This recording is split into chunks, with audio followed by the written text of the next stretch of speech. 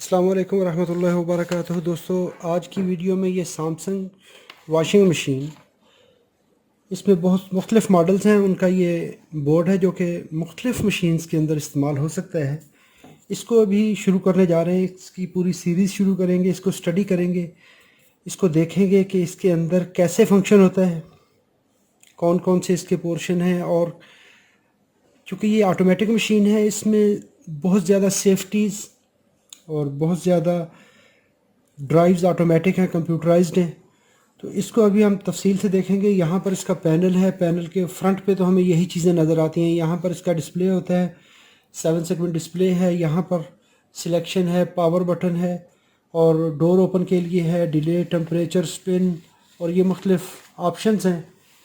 तो यहाँ पर अगर आपने वॉश टाइप सेलेक्ट करनी है तो ये चीज़ें हैं। ये सारे की सारी जो इनपुट आप दे रहे होते हैं, ये सारी की सारी इनपुट्स जाती हैं यहाँ पर माइक्रो कंट्रोलर में। माइक्रो कंट्रोलर के अंदर कंप्लीट सॉफ्टवेयर है। जब आप इसको अपना रिक्वायरमेंट अपनी बताते हैं कि जी मैंने ये काम करना है, यहाँ से स्विच से सेट करते हैं, तो ये उस हिसाब से टेम्परेचर कितना रखना है। बाज़ औक़ात आप कहते हैं कि जी बेबी क्लॉथ्स हैं, तो उसके लिए आप कैसे करेंगे। वो सारी की सारी सेटअप आप जब दे देते हैं तो ये मुख्तलिफ़ चीज़ों को चेक करता है। तो आज के इस सर्किट में हम इसका पावर सर्किट चेक करेंगे कि पावर सर्किट के अंदर कौन कौन सी चीज़ें हैं और सेफ्टी कौन सी हैं। अच्छा, ये बोर्ड जो है DE41001226A, ये वैसे तो P1205 मशीन का है, लेकिन ये B1015 में, B1415, 1480, ये मुख्तलिफ मॉडल्स हैं, तो ये इनके अंदर इस्तेमाल हो सकता है। तो अगर इन मॉडल्स के अंदर, ये मॉडल्स की डिस्क्रिप्शन में लिख दूंगा, अगर इनमें कोई भी मशीन आती है तो आप ये बोर्ड वहाँ पे टेस्ट कर सकते हैं। यहाँ पर जब इसका पावर बटन प्रेस करते हैं तो ये मैंने इसको पावर ऑन किया है। यहाँ पर ये एरर कोड शो कर रहा है। अभी एरर कोड में इसका जो डिस्प्ले है वो प्रॉपरली इल्यूमिनेट नहीं हो रहा, इसके कुछ सेगमेंट जो है वो ऑफ हैं।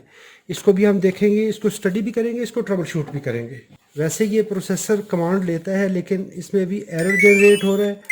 ये देखिए एरर कोड क्या है, किस वजह से आता है। ये मैंने कुछ चीज़ें इसमें नहीं लगाई। इसमें यहाँ पर मैंने थर्मिस्टर नहीं लगाया जो कि वाटर टेम्परेचर सेंसर का है। चले इसके कनेक्शन भी देखते जाते हैं। अगर आपको पावर इलेक्ट्रॉनिक्स में अच्छा एक्सपीरियंस नहीं है तो कभी भी इसको रिपेयर करने की कोशिश नहीं करनी। ये मैंने मुख्तलिफ स्विच लगाकर, बेसिकली ये स्विच नहीं होते, लेकिन मैंने ये स्विच लगाकर आपको एक आइडिया देने के लिए कि ये किस तरीके से काम कर रहा होता है। तो यहाँ पर देखें तो ये हमारी लाइन है जो कि फेज़ आ रहा होता है। तो फेज़, इसके पीछे यहाँ पर इसका नॉइज़ फ़िल्टर है। नॉइज़ फ़िल्टर के अंदर 20 एम्पियर का फ्यूज़ है। उस फ्यूज़ से हमारा ये फेज़ निकलता है और सीधा चला जाता है जो 2 नंबर रिले है, रिले नंबर 2, इसके पॉइंट 2 पे चला जाता है। ये नीचे वाले पॉइंट पे यहाँ पर आ जाता है। जब ये हमारा फेज़ यहाँ पर आ गया, इसके बाद ये फेज़ नीचे बोर्ड में भी चला जाता है। बोर्ड में जाने के बाद सबसे पहले आता है ट्रांसफार्मर पर। यहाँ पर ये हमारा ट्रांसफार्मर है। ट्रांसफार्मर में से गुज़र के इसके अंदर ही एक फ्यूज़ भी है। इस फ्यूज़ से गुज़र के तो यहाँ से न्यूट्रल इसको मिल जाती है।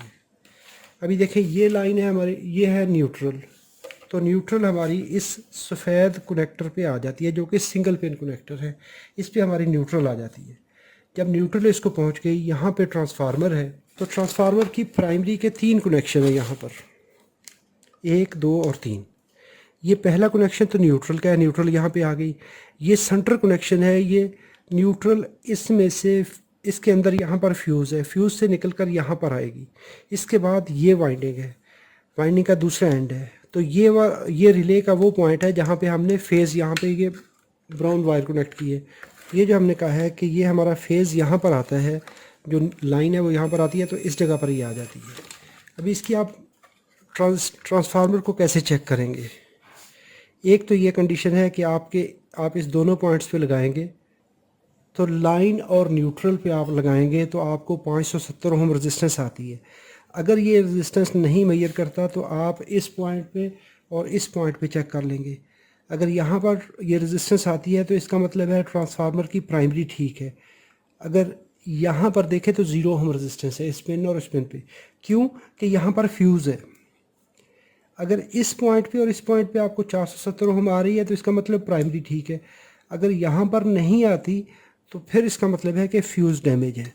तो अगर ये रेजिस्टेंस नहीं आती तो फिर इसका मतलब ये हुआ कि इसकी वाइंडिंग जो है वो डैमेज हो चुकी है, इसकी प्राइमरी जल चुकी है, प्राइमरी ओपन है, तो आपने फिर उसको चेंज करना है। अभी इसका फ्यूज़ कहाँ है?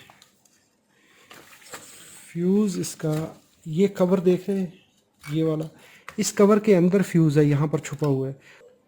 तो ये फ्यूज़ इस कवर के अंदर छुपा हुआ होता है, ये वाला। इसके बाद इस ट्रांसफार्मर की आउटपुट में ये वाइंडिंग्स हैं, ये पॉइंट और ये पॉइंट। ये पॉइंट देखें तो यहाँ पर इसके ब्रिज रेक्टिफायर है। ये ब्रिज रेक्टिफायर यहाँ से वोल्टेज देगा 13 वोल्ट के, 12-13 वोल्ट इस कैपेसिटर पे आएंगे। इसके आगे लगा हुआ है 7805 आईसी। सप्लाई यहाँ पे दी, यहाँ से आउटपुट मिली 220 यहाँ पे आएगी इन दो पॉइंट्स पर, न्यूट्रल पे और लाइन पे। और ये सप्लाई चली गई ब्रिज रेक्टिफायर पे। ब्रिज ने रेक्टिफाई की, 7805 लगी हुई है। इसके बाद यहाँ पर आपको इस कैपेसिटर पर 5 वोल्ट मिलने चाहिए। ये वाला जो छोटा कैपेसिटर है इस पे 5 वोल्ट मिलेंगे। ये हमारा रेगुलेटर लगा हुआ है। जब ये सप्लाई मिल गई, अभी यहाँ पर दो सप्लाइयाँ बन गई। एक बन गई हमारी 13 वोल्ट। 13 वोल्ट सप्लाई जो है ये तमाम जितनी रिलेज़ हैं उनकी वाइंडिंग के लिए, और जो हमारी यहाँ पर लगी हुई है KD 65003 है मेरे ख्याल में जी, KD 6503 है। तो ये ULS 2003 IC है। यहाँ पर नंबर उसका मुख्तलिफ लगा हुआ है। इसकी जगह पे आप F9667 लगा सकते हैं, F9667 या ULS 2003, तो ये सेम है। KID 6503 ये IC है। ये यहाँ पर इस बोर्ड के अंदर 1 2 3 और 4 ICs लगी हुई हैं। ये इस साइड पे ड्राइव दे रही हैं, ये ICs ड्राइव दे रही हैं इन LEDs को और इस 7 सेगमेंट को। और यहाँ पर ये जो लगी हुई है ये इन ट्राइक्स को, जितनी ट्राइक हैं और जितनी रिले लगी हुई हैं उनको ड्राइव देगी ये IC। ये 2 पेयर लगे हुए हैं, 2 IC लगी हुई, ये वाली और ये वाली इस पैनल को ड्राइव देने के लिए। इसी तरह यहाँ पर माइक्रो कंट्रोलर लगा हुआ है हमारा। ये माइक्रो कंट्रोलर है M37705, मित्सुबिशी का है। तो ये लगा हुआ है M37705 और यहाँ पर इसकी एटमल IC लगी हुई है, मेमोरी IC। तो इतना सा इसका सर्किट है। और अभी चले इसको देखते हैं। जो हमने बात की कि फेज़ आ गया यहाँ पर, ट्रांसफार्मर को मिला, ट्रांसफार्मर को न्यूट्रल मिल गई, सप्लाई बना ली। सप्लाई बनने के बाद इस IC की पिन नंबर 60, 61, 62, 60, 61 और 62 नंबर पिन पे आ जाती है सप्लाई। ये भी हम चेक करते हैं। इसके बाद जो सप्लाई हमने कहा था फेज़ इस नीचे वाली पिन से इंटर हुआ, वो आ गया यहाँ पर। जब ये यहाँ पर आता है तो इसके बाद ये देखें तो इस जगह पर सीधा इस ट्रैक पर चला जाता है। ट्रैक 1 ये लगा हुआ है ट्रैक। ये किस वक्त, जब सारी सेफ्टीज़ पूरी हो जाएंगी तो उस वक्त इसके ट्रिगर के लिए ये गेट पे ये सिग्नल आएगा बारीक वाला। ये सिग्नल यहाँ से होता हुआ, इस स्ट्रिप से होता हुआ यहाँ से ये सिग्नल आएगा, इस IC से आउट होगा ULS 2003। ULS 2003 को कमांड जाएगी इस IC से, जो माइक्रो कंट्रोलर है। यहाँ से कमांड गई इस पे, इसने कमांड भेजी और इस ट्रैक को ऑन करवाना है। तो जो हमारा फेज़ है वो यहाँ से निकलेगा और सीधा हमारे किस पे, ब्रिज रेक्टिफायर पे आ जाएगा। जब ये कमांड आएगी तो जो फेज़ हमने कहा था यहाँ पर आया है, तो ये आप कह दें कि एक रिले के तौर पे काम कर रहा है। तो ये फेज़ यहाँ से निकलेगा, यहाँ गया, यहाँ पे लगा हुआ हमारी चौक लगी हुई है, इंडक्टर लगा हुआ है। इसके बाद यहाँ से होता हुआ ये ब्रिज रेक्टिफायर पे आ जाता है इस साइड पे। इसके बाद अभी फेज़ तो हमने पहुँचा दिया। अभी न्यूट्रल को देख लें कि ये कहाँ कहाँ से होके आता है। न्यूट्रल एक लाइन तो सीधी चलेगी बोर्ड पे। ये लाइन बोर्ड पे क्यों गई कि बाकी आपकी सेफ्टी जो है वो ऑन हो या ना हो, तो ये डायरेक्टली बोर्ड को पावर ऑन करवा देगा। अभी ये सेफ्टी ये जाएगी डोर स्विच पे। डोर के ऊपर एक तो आपका सेफ्टी स्विच लगा हुआ है और वहाँ पे सोलेनॉइड लगी हुई है। जब इसने फंक्शन स्टार्ट करना है तो उस वक्त डोर को ये लॉक करवा लेगा। ये इलेक्ट्रिकली सिग्नल जाएगा यहाँ से डोर का सिग्नल, तो डोर का सिग्नल उसके प्लंजर को लॉक करवा देगा। जब लॉक करेगा तो ये स्विच क्लोज रहेगा। जब आप डोर बंद करेंगे तो उस वक्त भी ये स्विच क्लोज होगा। तो जो न्यूट्रल यहाँ से आई थी, यहाँ से चली इस रिले पे आ गई। अभी फेज़ यहाँ पे पहुँचाया था तो ये रिले ऑफ है, तो फेज़ आगे पास नहीं होगा। इसके बाद ये न्यूट्रल यहाँ से चला। अगर डोर क्लोज़ होगा तो उस वक्त ये सेफ्टी है। तो सेफ्टी जब ये पास होगी कि डोर बंद है, उसका जो फ्रंट डोर है वो लॉक है, तो उस वक्त ये न्यूट्रल को, जो हमने कहा था ये न्यूट्रल है, ये यहाँ से इस स्विच से पास होगा और यहाँ पर आ जाएगा। अभी जब उसने, इसके बाद नेक्स्ट काम क्या करना है? नेक्स्ट काम इसका ये है कि अगर मोटर के अंदर जो थर्मल प्रोटेक्शन है, अगर वो मोटर ओवर हीट नहीं है तो उसका ये थर्मोस्टेट स्विच जो है ये क्लोज रहेगा। उसके अंदर एक प्रोटेक्शन लगी हुई है, इसको मोटर पॉट के नाम पे लिखा हुआ था, मोटर प्रोटेक्शन। तो ये प्रोटेक्शन उस वक्त ऑन रहेगी। तो अगर ये ओवर हीट हो जाएगा तो ये ओपन कर जाएगा। जैसे ही ओपन करेगा, अभी इसको सर्किट को देखते हैं। अभी जब डोर स्विच हमारा डोर क्लोज होगा, डोर क्लोज होने के बाद ये सप्लाई इस पॉइंट पर आती है। कैसे? ये रिले के ऊपर वाली साइड पे भी सप्लाई आती है और उसका कनेक्शन नीचे बोर्ड के ऊपर भी होता है। ये देखिए, ये इस पॉइंट पे आई, रिले के इस ऊपर वाले पॉइंट पे आती है तो यहाँ पर आ जाती है। अभी इस साइड पे ये नहीं गुजरेगी, ये तब गुजरेगी जब इसकी ये कॉइल वाली साइड जो है ये ऑन होगी। अभी ये सप्लाई यहाँ पर आई, यहाँ से होने के बाद इस कनेक्टर पर हमारी प्रोटेक्शन है कि अगर मोटर डैमेज नहीं है, मोटर ओवर हीट नहीं है, तो ये स्विच क्लोज रहेगा। तो यहाँ से वोल्टेज गुजरे, कॉइल से होते हुए ब्रिज पे आ गए। अभी जब ब्रिज रेक्टिफायर ने ये सप्लाई रेक्टिफाई करनी है, तब ये वोल्टेज इसने आउट करके, तो यहाँ पर देखें एक लाइन तो ये आ जाती है इस साइड पे यहाँ पर, और दूसरी हमारी आ जाती है इस रिले पर। तो आगे इसका फंक्शन हम बाद में देखेंगे कि मोटर की ड्राइव कैसे बनती है, मोटर की स्पीड कैसे मेंटेन होती है, मोटर को लेफ़्ट राइट कैसे रोटेट किया जाता है। और जब उसने अभी हीटर ऑन करना है, क्योंकि इसके अंदर 2000 वाट का हीटर भी लगा हुआ है, तो हीटिंग एलिमेंट को, अभी ये सप्लाई जो फेज़ आया था, तो उस वक्त जब ये रिले ऑन होगी, एक तो फेज़ बोर्ड के अंदर चला गया, जब ये रिले ऑन होगी तो उस वक्त ये फेज़ यहाँ से आउट होके हीटर के थर्मोस्टेट पे चला जाएगा। इसके अंदर थर्मल स्विच लगा हुआ है और इसका दूसरा एंड दूसरी रिले पे न्यूट्रल यहाँ से लेगा। अगर डोर क्लोज होगा तब ये न्यूट्रल यहाँ पर आकर इस रिले से पास होगा तो यहाँ पे जाएगा। यहाँ तक हमारी ये कहानी बनती है। इसके बाद अभी देखते हैं इसको कि अगर कौन कौन सी सूरत हाल है। ये देखिए,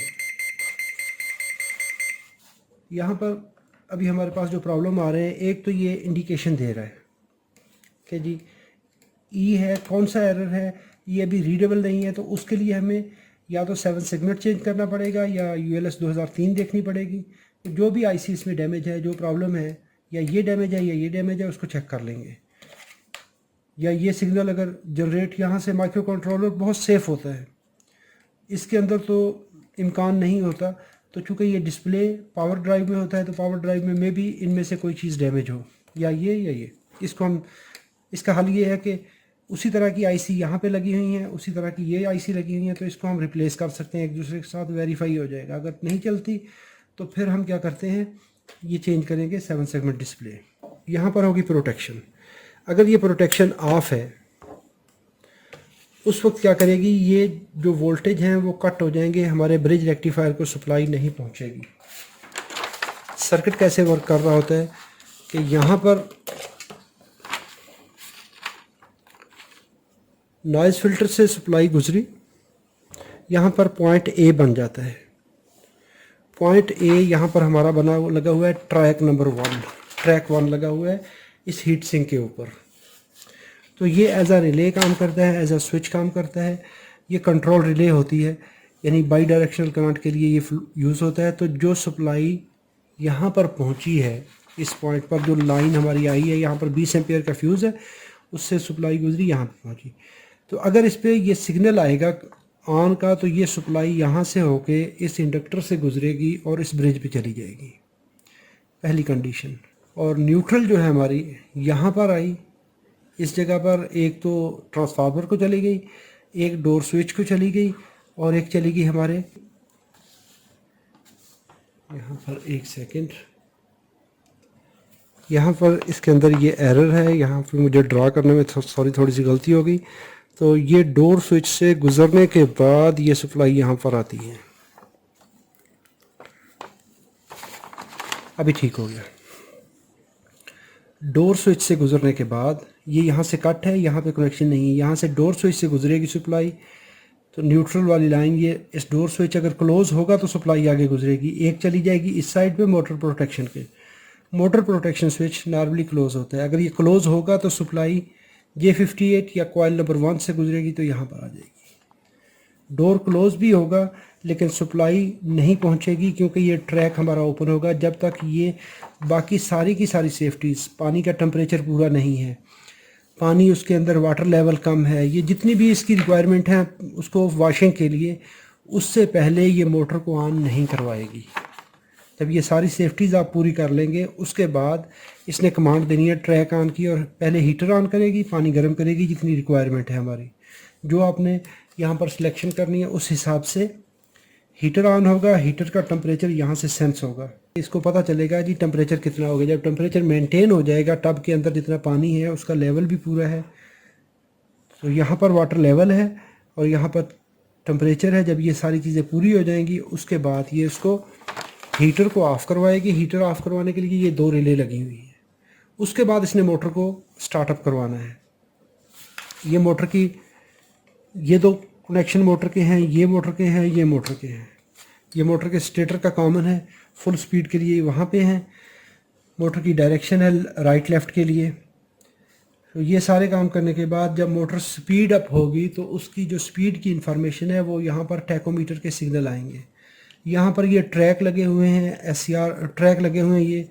ये ट्रैक क्या करते हैं कि मुख्तलिफ हमारे जो वाल्व्स हैं, उन वाल्व को ऑन ऑफ करवाने के लिए हैं। अब इसका पावर सिग्नल देख लेते हैं। ये मैंने पावर अप्लाई की। सबसे पहले ये सप्लाई हमारी जो AC वोल्ट हैं, वो इस पिन पर और इस पिन पर ये सप्लाई आती है। ये डायरेक्टली ट्रांसफार्मर को ऑन करवाने के लिए, इसके लिए बाकी किसी सेफ्टी का ऑन होना ज़रूरी नहीं है।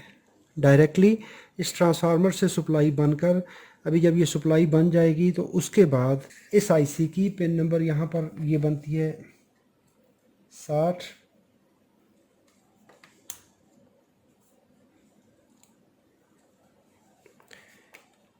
यहाँ पर इसकी बॉडी पे लगा दें, यहाँ पे जो लगा हुआ है हमारा 7805, और पिन नंबर 60 पे आप चेक कर लेंगे तो ये 5 वोल्ट DC आने चाहिए।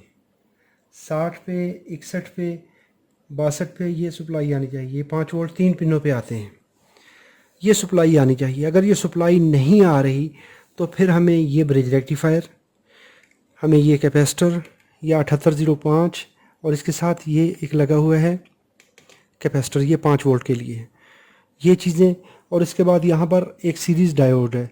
इनमें से अगर कोई भी चीज़ ओपन होगी तो ये 5 वोल्ट हमारे नहीं बनेंगे।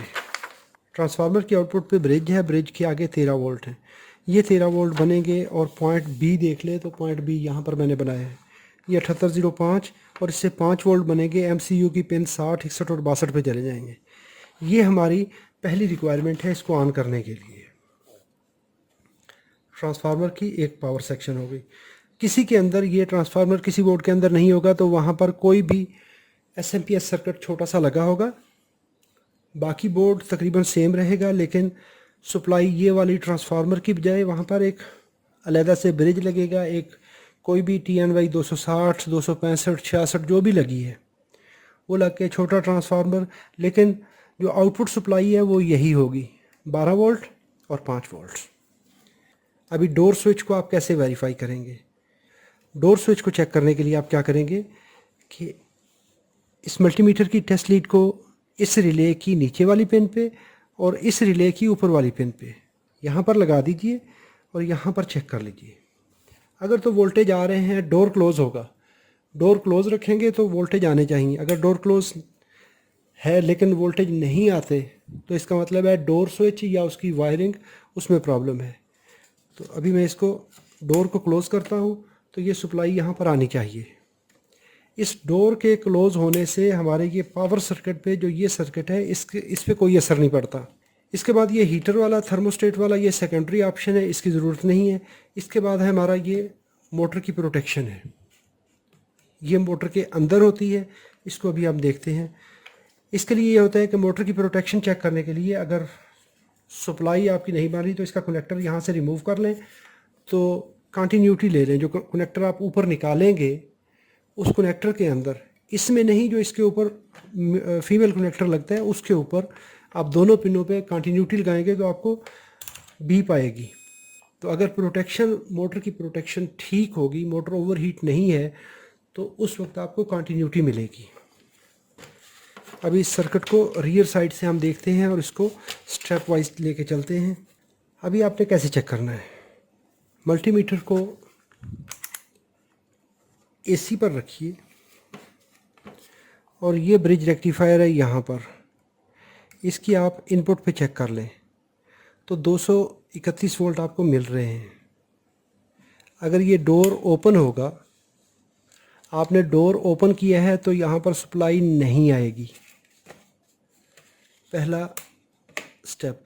अगर मोटर की प्रोटेक्शन ऑफ है, मोटर ओवरहीट हो चुकी है, तो हमारी ये सप्लाई डिस्कनेक्ट हो जाएगी। यहाँ पर ब्रिज रेक्टिफायर को आउटपुट नहीं आएगी। अभी प्रोटेक्शन, डोर ओपन है और मोटर नहीं चलनी चाहिए, तो ये सेफ्टी हो गई।